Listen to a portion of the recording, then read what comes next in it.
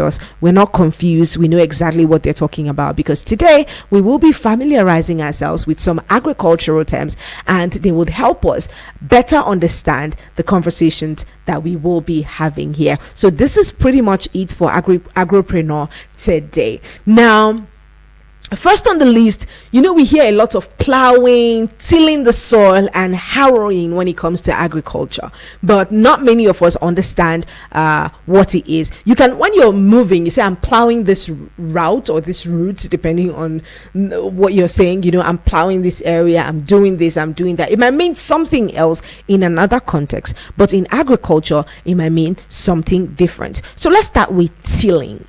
Now, this is the most general term, one of the most general term in agriculture. We say, I'm tilling the soil. We use that very often, and it refers to any mechanical agitation of the soil, right? Plowing and harrowing are also types of tilling. Plowing and harrowing, also, these are all agricultural practices, but when they say someone is tilling the soil, it is any mechanical agitation of the soil. That's, you're doing something with the soil. I don't know if that's clear enough. Now, plowing specifies or specifically refers to taking the top layer of the soil and turning it over. It's basically just flipping it upside down, and it's done to bury things that are growing on the surface, such as weeds, and to expose nutrients that are below the surface, and probably for other reasons, but these are the major reasons why we plow.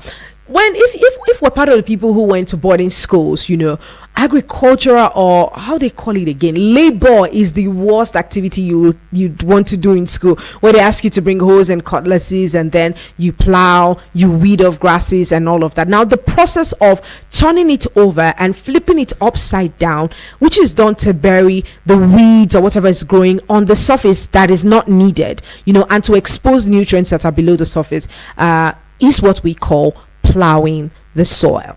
Now, let's move on to harrowing. Am I moving too fast?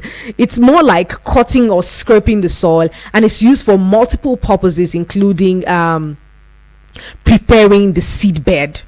So harrowing seems to be more like cutting or scraping the soil, and it's used for multiple purposes, including preparing the seed bed. Now, to make things more confusing, there's a tool called a tiller that does a specific type of tilling, which is also basically combing or raking the soil, and sometimes tilling seems to be used in the narrower sense. So far, the difference between a tiller and a harrow is that the harrow is wider and agitating many rows at once. So a harrow is doing most of the scraping of the soil at once, a lot at once, but tilling seems to be like one step at a time, one row at a time. But harrow does agitate many rows at once. So yes, we have talked about three terminologies now. We have talked about tilling, which is one of the most general terms in agriculture. It is a mechanical agitation of the soil. And we have talked about plowing, which refers to taking the top layer of the soil and turning it over. That is flipping it upside down, and flipping it upside down to bury anything that is growing on the surface. Example, weeds, to expose the nutrients that are below the surface, and for other reasons. Now, harrowing as well, it's like cutting or scraping the soil, and it's used for multiple purposes, including preparing the seed bed.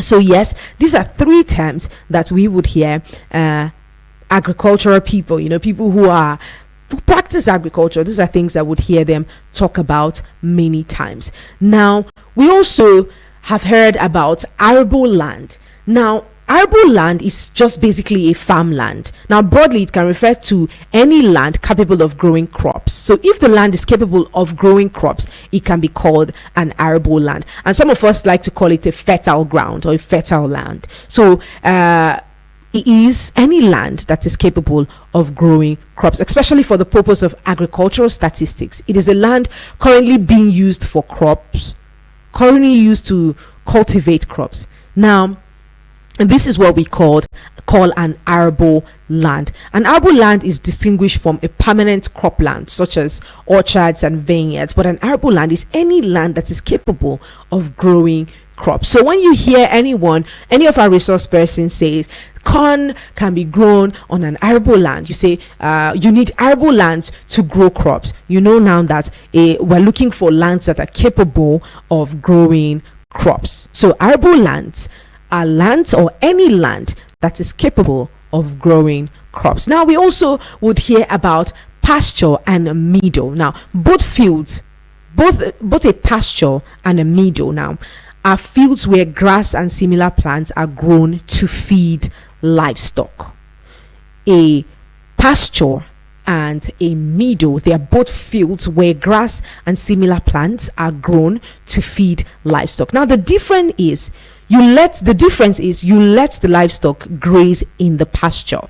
And that's why, where we have a lot of cattle moving around here in the FCT and other parts of the country, you'd see them in a particular farmland, or you see them in a land where there are grasses. So they gaze in the pasture.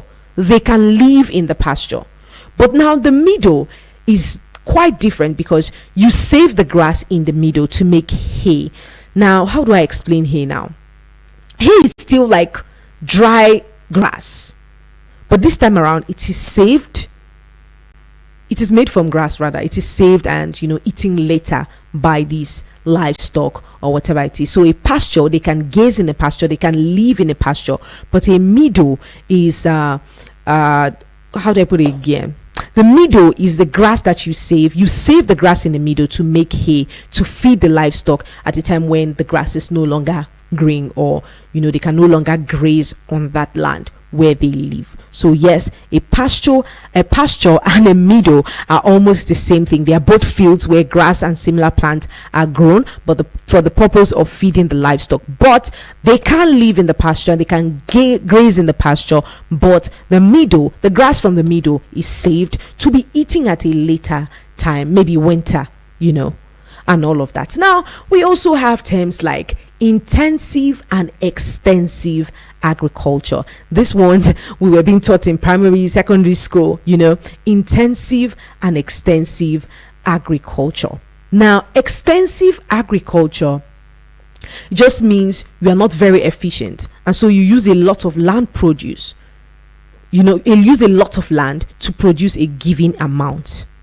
Extensive agriculture, it just means that you are probably not very efficient, so you use a lot of land to produce a given amount of crop. While intensive agriculture means you get more efficient and you use less land per unit output. So one just means it's just like you're using more land, you're using more resources to do what you want to do because you don't have the requisite knowledge.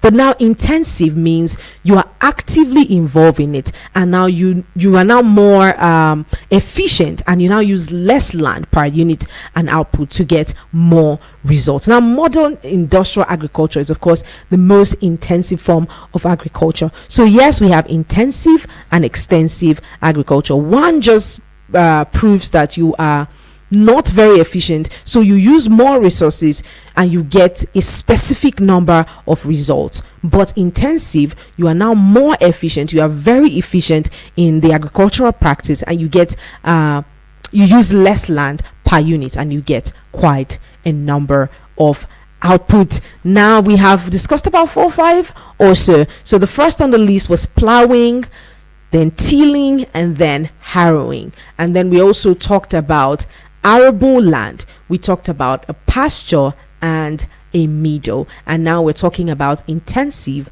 and extensive agriculture. Now moving on to other terminologies, we see that acre of land, some of us call it hectare of land, but the standard unit of measurement for a farmland is an acre. So 1 acre is 43,560 square feet, or 0.405 hectares. So one is singular and one is plural. So acre is the standard unit of measurement of a farmland. 1 acre is about 43,560 square feet. But yes, then when we hear agribusiness, Agribusiness is the entire chain of commercial farming, from sufficient production to earning a profit up to investment and modernization of equipment to reduce costs and increase profit margin. So agribusiness is really anything related to the business of farming, but the purpose of this is to earn.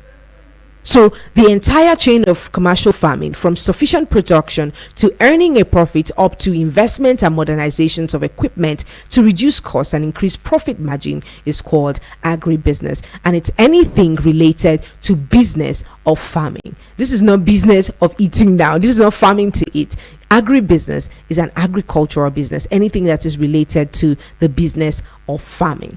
Now, what is agriculture itself? Because we would hear a lot of people say, I'm an agricultural specialist. So what is agriculture? Now, agriculture is the practice of raising and cultivating livestock and plants.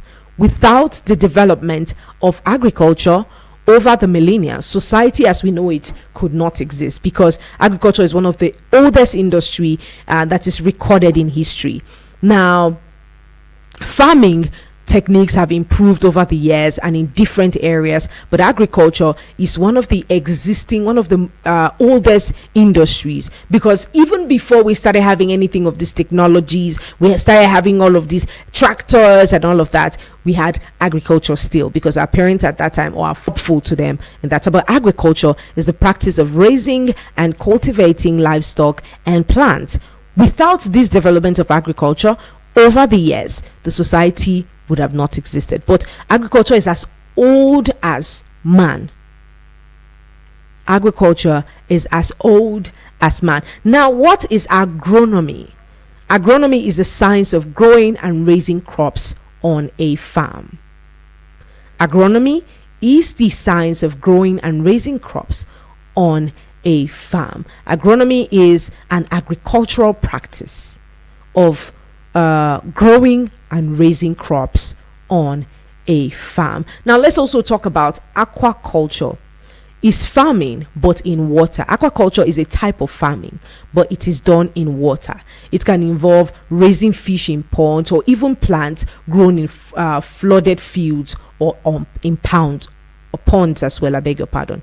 Aquaculture is also a system of farming, but it is in water. It's a type of farming, but this is done in water. Aqua is water as we know it. So aquaculture can involve raising fish in ponds or even plants grown in flooded fields or ponds as well. Remember, it's still Agropreneur right here at Eagles 102.3 FM Abuja, and this is your radio experience you can count on. Today we are talking about agricultural terminologies that can help us better understand the conversations we will be having subsequently. Please keep it locked in. It's Martha right here, and I definitely will be right back. Nigeria is a country blessed with fertile ground, with our fields spread across the horizon. Are you ready to sow the seeds of success in agriculture? Introducing Agropreneur, your partner in pioneering accurate information on agricultural practices in Nigeria and beyond. Leading the way, innovating agriculture every single day. From the fields of Nigeria to the world's grand stage, we are planting the future, turning a new page. Join us every Wednesday at 11 a.m. to learn more about agriculture and the fertility of the African soil. Agropreneur, growing a bright future for agriculture.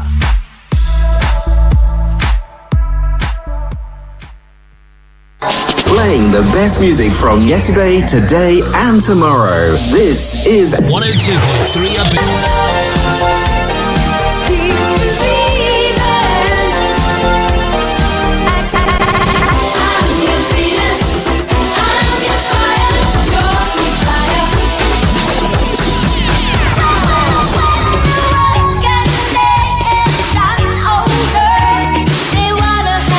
Eagles 102.3. Hi there! Do you want to know how to get the correct approval or documents for your land and property? Do you need the right information on how you can prevent your building from being demolished? Then tune in to Town Planning Program on Eagles 102.3 FM Abuja every Thursday by 5 p.m. Eagles 102.3 FM Abuja, here to stay. You tuned into Eagles 102.3 FM. We wrap up the show right here and right now on Eagles 102.3 FM Abuja. And my people, we are talking Agropreneur, and this is where we get to have conversations about the agricultural sector. Now, agriculture is one of the mainstay of Nigerian economy. At the 1960s and 1970s, right? We're talking agriculture as one of the major funders or the economic contributors to the economic system and growth of the country. So yes, we're having this conversation so that we can go back to the good old times. I don't know if you don't want to go back there, but I'm sure that I want to go back to a time where we had literally everything, and it was nice to know. And today we're looking at agricultural terminologies, and this will help us familiarize ourselves with the words and the registers of agriculture, so that when we get to have our resource persons here, we're not confused, or we're not trying to catch up because we don't know the some agricultural terminologies. Now today, so far, we have talked about some agricultural terminologies ranging from plowing to tilling to harrowing, and then we have talked about arable land and pasture and a meadow. We also have talked about intensive and extensive agriculture. These are words that are recognized globally. It's not just about Nigeria. They are words that can be recognized anywhere in the world. We talked about acres, we talked about agribusiness, we talked about agriculture. We also did define agronomy and aquaculture. When we hear a ban, it's just when they say they ban that song, you can no longer listen to that song. That means you're prohibited from listening to that song. But for agriculture, it means something different. Now, the typical barn is a large 2-story roofed structure used for housing animals and feed. Now, modern barns come in a variety of sizes and styles depending on the farmer's needs and the type of animal or crops that they produce. They will be and what it will be used for. But a barn is just typically where you save your it's for those who do animal farming. They're where you store housing, or you house animals and their feed. But for those who do plant farming, they're those that it's more like a storage, where we have warehouses now. For farms, it is called a barn, where you store all that you have been able to cultivate and harvest over the farming period. So a barn is not just to prohibit, like it will come to the mind of a layman. But for agribusiness now, or agriculture, a barn is a typical large story roofed structure used for housing and produce. So anywhere you hear a barn, you try to find out if it's an agricultural barn you're talking about, or what exactly do you mean by barns. But yes, for agriculture, it is a building basically used to house animals and feed, and also to store agricultural produce. Now, we also find it is anything related to cattle or the raising of cattle. Now, we also have a bushel. When you hear a bushel, what comes to mind? A bushel is the standard unit of measurement for crops. So a modern dry bushel measurement is 64 pints. However, any single bundle or measurement of a dry crop or product can informally be referred to as a bushel as well. But a bushel is the standard unit of measurement for crops. A bushel is the standard unit of measurement for crops. And a modern day bushel measurement is about 64 pints. Now, when you hear co-op, it is spelled CO-CO. CO-CO. And a co-op, or is also called a farmers cooperative, is a group of farms and farmers working together for the mutual benefit of all members. It's a cooperative. Co-ops, they're cooperatives. It's a farmer cooperative, or a group of farms and farmers working together for the mutual benefit of all members. Farming co-ops offer many benefits to members, including greater purchasing power, wider product distribution, greater negotiating power, and sustainability of the business. I remember one time when a certain NGO at that point, they wanted to empower women. You want to engage in this farming, they'll give you what you need and all of that. So they now noticed that when the women had the littlest discomfort, or they experienced any little challenge, what they do, or their natural instincts, the first thing they'll do is to go and sell up everything they had that helps them farm. And so you see them back to square one again. They don't have food, and they don't have the equipment that will help them farm or grow food. So now the organization now they devised a strategy to help keep the women in business and to help them produce more and have greater purchasing power. So they set up a farmers cooperative. So now they're giving a cooperative this equipment. They're not giving an individual. So even if one person stands up to sell, they have about 2 to 3 to 4 other people that they're accountable to. So it has to be everyone coming together to agree to sell whatever it is that has been given to them as palliative measures. So one person cannot just decide to sell everything. So this cooperative helped to strengthen agriculture, helps to strengthen agricultural practices, and it includes helping them also have greater purchasing power, wider product distribution, greater negotiating power. So what we farm now, we put together and we negotiate. So it's not just me negotiating, and negotiating with more than 2 to 3 other people. So now when they want to buy for the next planting season, right, it's not the responsibility of just one person trying to gather like a 20,000 or a 30,000 to buy seeds, to farm. We have more people now, so everyone brings what they have together. Now they can now buy more seeds and they can farm more. So it just basically helps farmers produce in larger quantities. This is what a co-op is called: a farmer cooperative, or a group of farms and farmers working together